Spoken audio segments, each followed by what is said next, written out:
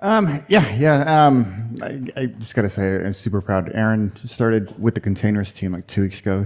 He's 20 years old. He's already done like 3 paid internships and stuff. I mean, I was not there at 20 years old, so super proud of this kid. Anyway, all right, so iterable streams. Start with a really good question. Who really wants a new streams API? Literally no rational person. It's one of the more painful areas of development.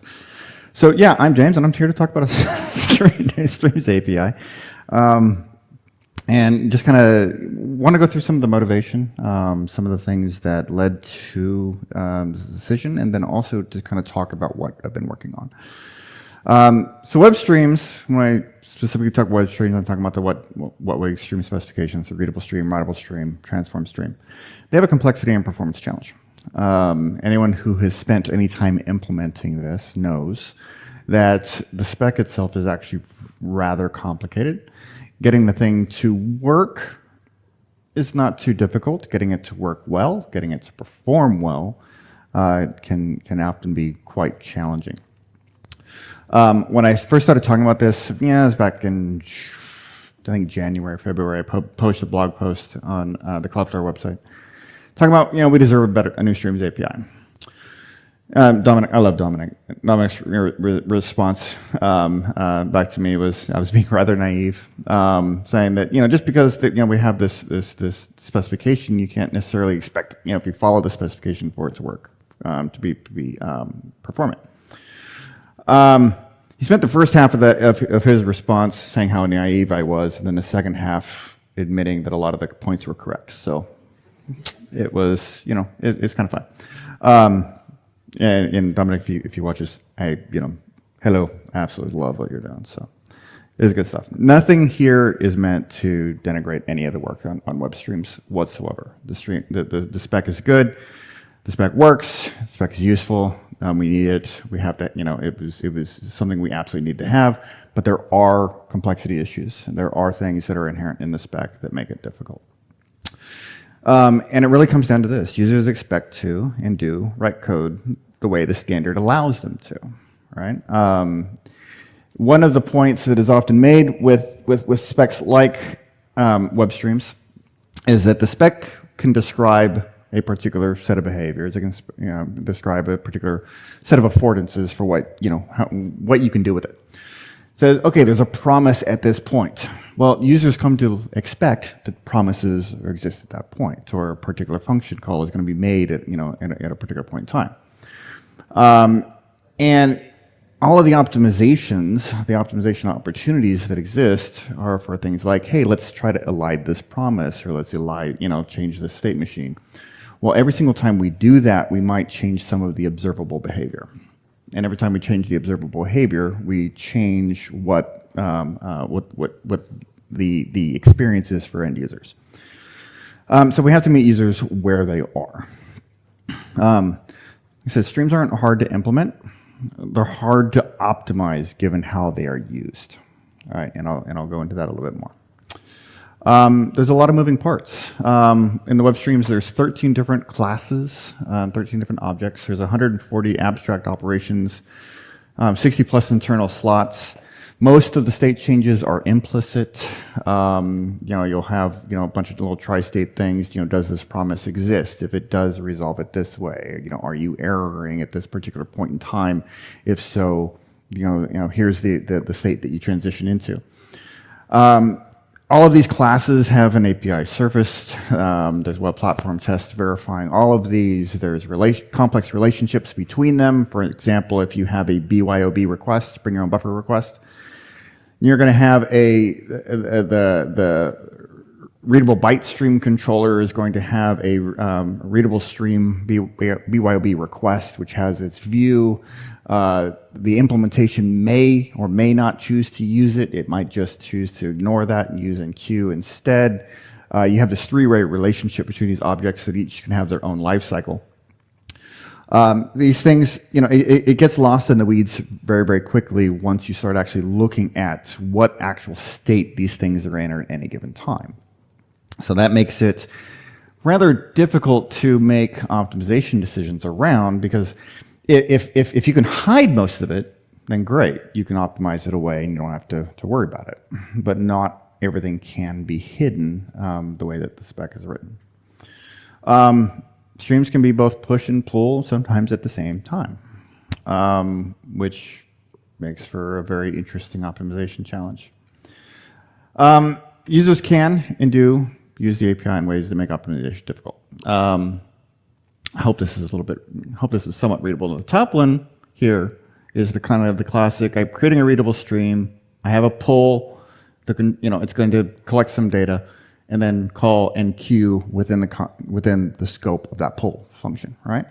And then the state machine is designed to where the stream decides if the back pressure isn't signaled, if there's something listening, it's going to call the pull function, and that works great. Except a lot of people do the second example here, where they'll extract the controller from the stream and call it on their own schedule, rather than waiting for pull, rather they're waiting for the stream's own state machine to decide when it's okay, when there's something listening, when the data is actually flowing.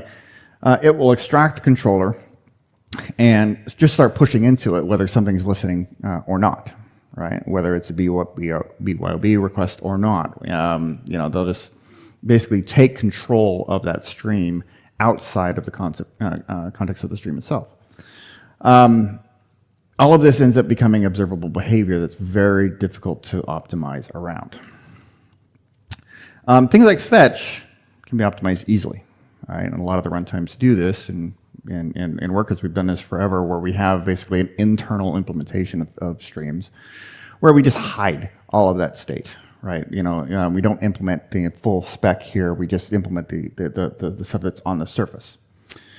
So if we're taking things through the response object, which is for us as a runtime object, we have the fetch, which is returning one of these internal streams. We're passing it through a decompression stream, which really has no external observable behavior. This is a path that we can highly optimize. We can elide promises. We can simplify the state machines. All these kinds of things. This works really well.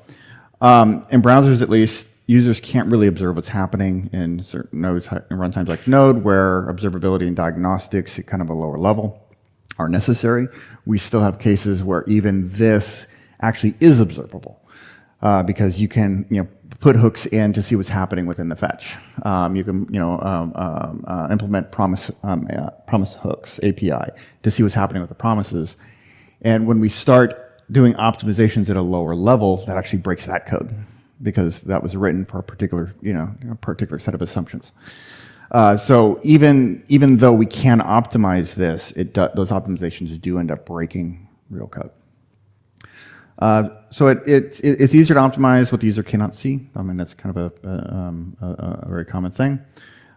This does become way more difficult to do, because at every point of this, it becomes an observable change. For example, in one of the optimizations I wanted to do in Cloudflare Workers, I wanted to elide some of the promises, right? Just say, hey, if the response is available right now, if that stream has data right now, I'll just pump all the data synchronously, make it available. Well, what that ended up doing was changing the timing of the resolution of one of the pull promises to one of the other operations that was feeding data into it.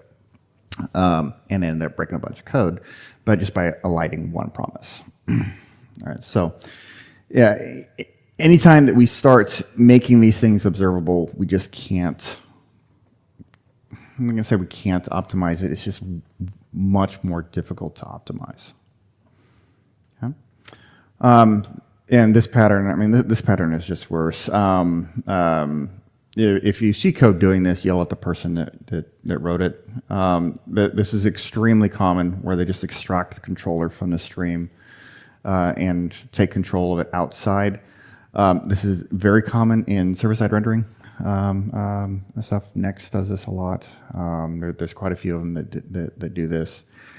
And where this gets even worse are cases where you have layers of these streams that are happening. I think it was last October, there were some benchmarks that were put out comparing Cloudflare and Vercel's implementations of different things.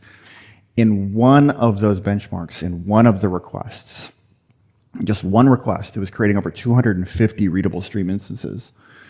That each one were only pumping one chunk of data in the start algorithm, not even in the pull algorithm.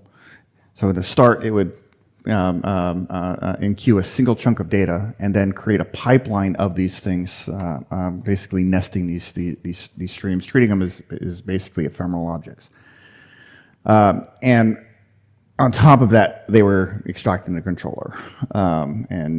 The task was, okay, figure out how to make this fast. And I'm like, no, this is just, if people are going to write code that way, it's just not going to be fast. We don't have to accept the complexity, though. We can do this a different way. Does it require a new API? No. The new API is just an idea, right? It's just something that we, to kind of start talking through about where we can go with this. So what if the API were designed to be more optimizable, where the spec itself is the optimization? So let's start talking about that. Iteration protocols instead of custom reader-writer locking. Basically just talking about 408, right? It's built into the language, it's available. Batched yields, instead of just yielding one piece of data at a time, yield all the data that's available, right, at that time. There's so much code out there that just completely pays no attention to backpressure signaling whatsoever, and will just keep enqueuing chunks. Every time we read that, if we just say, okay, just give me one at a time, but the code that's pushing is just keeps pumping more and more in faster than you can do, faster than you can consume it, then your memory is just going to keep going up. And there's way too much code out there that just completely ignores backpressure signals. So let's just make it more efficient. Let's just grab everything that's available rather than just one thing at a time. This is actually turns out to be more beneficial than I expected. Pull-through transforms. So right now, the way that transform stream works, it's a push-in. You write data into it. The transform function runs. That forwards to another queue where it sits until it's read. If we flipped that and only applied the transform when the data is read, it makes it far more composable and far more efficient. Byte budget backpressure, I mean, this is basically in bytes only. Right now, streams, the web streams model can be values or bytes, right? It's polymorphic, and even on a writable stream, when you have a writable stream instance, you have no idea what that thing will accept. It might be values, might be bytes, might be both, might be anything. You don't know. This alternative approach is saying, no, you're just writing bytes. If you want to do values, you have the iterator protocols. I mean, you have other things you can use, but this simplifies by just saying bytes only. So iterable streams. The core idea, the stream is just an iterable, just an async iterable. 408 const chunks of readable. Chunks there is that uint8 array, array of uint8 arrays. This is the whole readable interface. Rather than having the readable stream, rather than in the readable stream default reader or readable stream BYOB reader and all these different classes, you're just using 408. There are a couple utility helpers that are defined on top of this, but this is the readable API. Why uint8 array? Again, it really just comes down to amortizing that cost, right? With web streams, one chunk, one promise, one microtask tick for every single chunk of data you're writing. Now, you can write a readable stream implementation that batches for you, but you have to know that implementation does it, right? It's not something you can easily discover. Here, it's just we just simplify it and say, no, you're just going to get a batch of these. Now, the batch could be a batch of 1. Or it could be a batch of 100, doesn't matter, right? It's whatever is available in the queue right now available to read. I'm just going to grab it all at once and process it all at once. We should probably make this possible in web streams too. It is something that can be done in web streams. It yields a significant difference. When we're using streams in the browser, when it's just one web page and one user, It doesn't really matter if you create, if one stream operation creates, say, a couple dozen promises. On a server like Node or Cloudflare Workers, where we have thousands of requests happening at any given time, like I had one application where one request was creating 30,000 promises. That's just one request, and one of these machines was had something like 1,000 different workers running on it at the same time. So if all of them are doing that, that's way too many promises to be dealing with. So we actually have to cut down on the number of promises that we're allocating and creating. So by just batching this more, we start reducing this. How are we doing on time? Okay. The stream namespace, we're not talking about a bunch of objects. We're talking about a namespace with a few utility functions. This proposal does not create any classes. It creates a few interfaces. Like a writer is not a class. It's just an interface. Any object that implements the write function can be a writer. Push, pull, these are just basic primitives for, like what the stream.pull returns is just an async iterator. What push returns is a writer and an async iterator. So they're pretty straightforward. But the stream namespace object is the only object this actually introduces. Push streams, again, you get a writer, you get a readable. Right now with readable stream, we have a writer class, but then if you implement a readable stream, it doesn't use it. You use the controller to enqueue. So you actually have two different APIs, depending on which view you're taking in readable stream, to actually push data into something. This just unifies it and says you have a writer. The writer is how you write stuff into it. The writer can be, maybe you're writing out to a socket, or the writer could be you're writing to an iterable. Doesn't matter. It's the same API for both. Pull pipelines. Here is, you start with the source, which is just an async iterator. You have a compress and encrypt. In this example, these are just functions. And the transforms, which I'll show in a second, transforms can be either stateless or stateful. A stateless is just a function call. Stateful is an object with a function that just can remember a little bit of state between calls. But these are designed to be composable and stacked together, so rather than each transform having its own state machine, its own state model, and its own queues, these are basically just designed to just layer on top of each other, right? So when you pull data, it'll go through transform 1, then that data will go through transform 2, and then you'll get the data through the iterator. Again, transforms just functions. They're really simple. It calls the function with the chunk, and you return the chunk that whatever the transform version of it is. Back pressure based on a byte budget. So you assume a queue has a certain budget, let's say 16 KB. It'll accept everything, as long as there's room in that budget, it'll accept that data in. It is allowed to overshoot, at which point you're over budget. The next write will reject, or not necessarily reject. There's a policy that will assign what happens if you go over budget. And those policies, strict, unbounded, are the key ones. Strict is basically you're not allowed to go over. Once you're over, you're given one pending operation that you're allowed to wait for, and then after that, every other attempt to write will reject. So at this point, when the strict policy, you are not allowed to ignore back pressure signaling. Once the buffer is full, you're given one chance to wait. You have to respect that from that point on.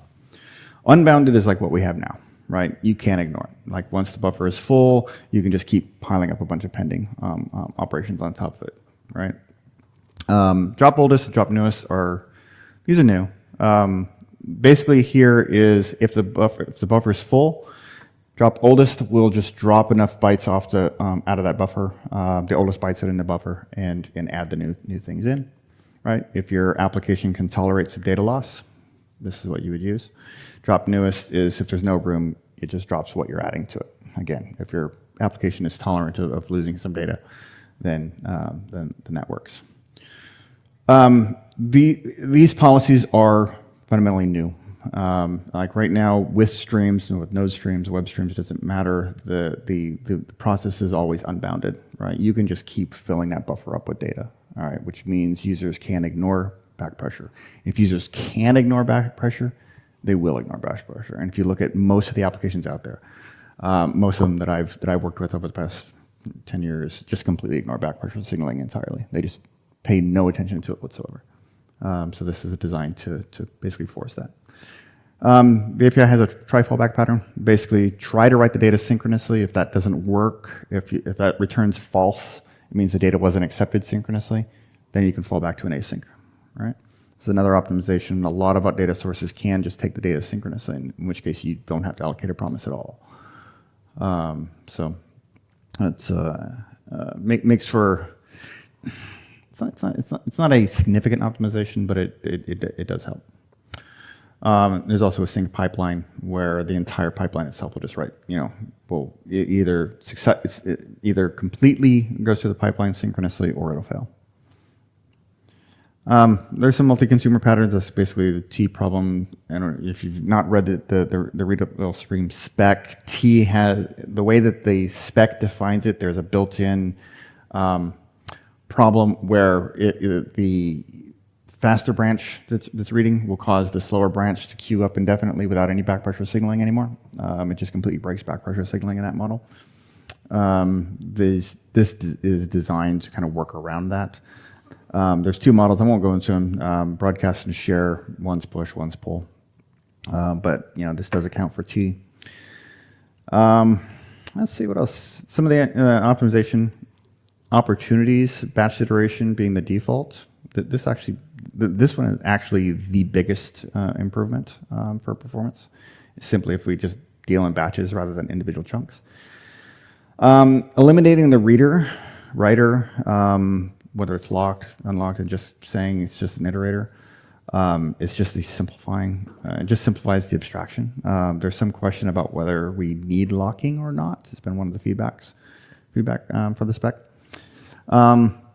Pull-through composition with the transforms. This is probably the second most significant performance improvement if we can get this going. Sync fastpath being built in, it's convenience. It's not a critical. The byte pressure or the back pressure policy enforcement is, I would consider, a critical thing here because we have to find a way to get users to actually follow back pressure signal, and forcing them to do so is by far the best approach. Web streams aren't going away. We can actually make these things work. I have a readable stream implementation that just implements this. They work together very, very well. And can we just improve web? Yeah. We can, like one of the conversations I want to have, I'm hoping to have here, over the next couple of days if folks are interested. I would rather not introduce a new stream API. I would rather fix the one we have. But that conversation has been difficult because many of the use cases for making improvements here are node use cases. They're server-side use cases. They're or on edge. And what we express focus, as I've been reminded many times, is that the browsers are the things that matter because that's the web. Well, the web's more than just browsers. The server side, the edge, these are the web as well, and we need to consider those use cases. And in those use cases, we have thousands of requests being worked on concurrently on the server. We have, an order of magnitude more promises that are being worked through the microtask queue at any given time. The scale of the performance issues is much different than what's happening just in the browser. And we have to be able to consider those use cases and not be told, okay, we don't care, go figure it out yourself, right? So if we're going to make the web stream spec better, we have to take those into consideration. We have to be able to have those conversations where it's not just the browser's problem or just not Node's problem, right? This is a fundamental problem with the specification itself. So the status is a incubating spec under WinterTC. Not yet adopted as a standard. We're not quite sure where it's going to ultimately end up. We do have an experimental implementation in Node. It does require a flag. to use. So it's not just open for general use. Once you have that flag, import stream from node stream iter. You can use this, play with it, get used to it. There's only one DOM dependency, which is a port signal. But we're having a conversation. We started a conversation a couple TC39 meetings ago about possibly restarting the cancellation proposal. And if we get that, we can probably just build that, and the entire spec will basically be just language features, no DOM requirements. So that's it. Questions? Thank you very much. Do we have questions? We have one there. Oh, I can.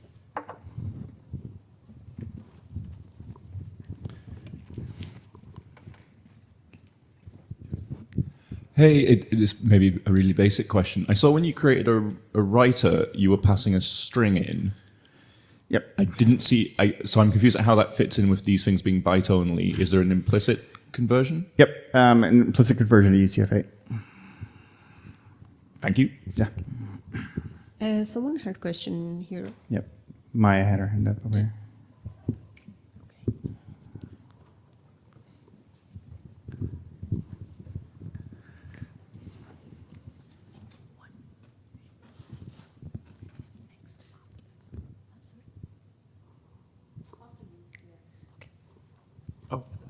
Okay.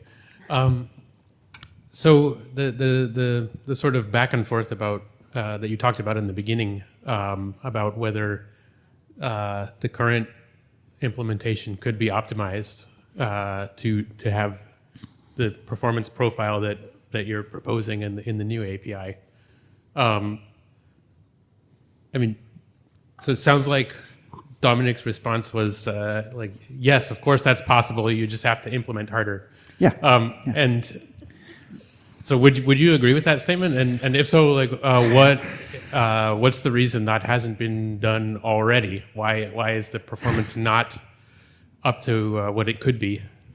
It really just comes down to being, it really is hard, right? Like, you know, to give you an idea, in Cloudflare's implementation, we've implemented the spec. Workers runtime is primarily a C++ application. We implemented the spec in C++, which I'm undoing now because I'm rewriting the whole thing in the streamed implementation in TypeScript now. But we took a spec that was designed around JavaScript semantics, implemented it in C++ with a non-standard standard library and all these different things, backwards compatibility concerns. The original implementation when I came into it was not spec compliant, but we have a backwards compatibility concern about what we have to preserve those original paths. So we end up having this combination of complexity coming into it, and then when we start trying to make these performance optimizations on top of that, we just, it just becomes a problem. Now, it's rightfully the right response to that was, well, that's your fault. That's your implementation. You guys made it that complex. And yes, that's 100% true. But the spec itself is complicated. Like I said, 13 different objects, these 140 abstract operations. Some things are observable, other things aren't. Some things you can elide, other things you can't. And when you're having to deal with this spec level complexity on top of this infrastructure complexity, it creates too much of a combinatorial problem. And I think if you look at a lot of the implementations, like I did the Node implementation for a readable stream like 5-6 years ago. People looked at that and said, oh crap, I don't want to touch that. And people are only just now getting to making performance optimizations in that code, and that was all JavaScript. And they're using the AI agents to do it because, just trying to get their head around what they can actually change and still pass the web platform tests and still maintain that backwards compatibility because of the complexity that's inherent there. It's just really quite difficult. It's just a complexity problem, and people don't want to tackle the complexity of it, right? If it works, okay, cool. If it doesn't work fast, okay, right? And what I'm trying to say is, no, we can actually make it work fast, but we have to rethink the complexity a little bit more.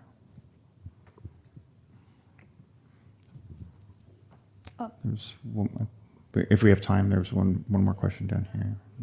Okay, Maya. Yeah, hey, thanks for the presentation of streams and the issue with them being unbounded by default. Do you think it's still possible to leave them in the implementations as unbounded by default for some transition period, like maybe half a year or 1 year, so that people writing their servers in Node.js, for instance, have the time to adapt to the new policy and switch, or basically have a choice, one of the 4 policies that you outlined, rather than just enabling strict as a default in the implementations? That could be more realistic. Yeah, absolutely. My intention is not to rush anything on this. I would rather keep this in experimental behind a flag for a longer period of time to make sure that the decisions actually make sense than try to rush it out without that flag. So, yeah. Thanks.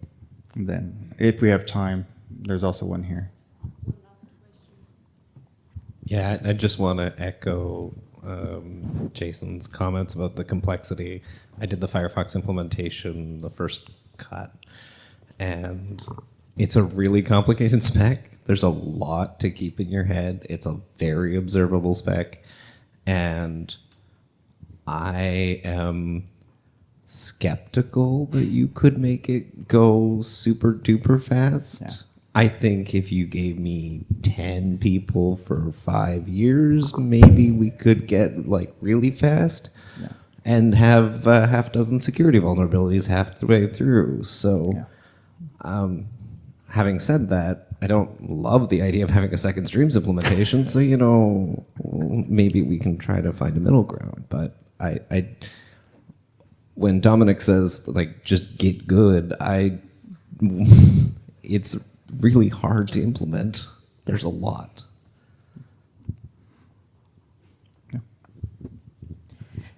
Thank you very much for your questions and for the presentation, of course. Thank you. Yeah.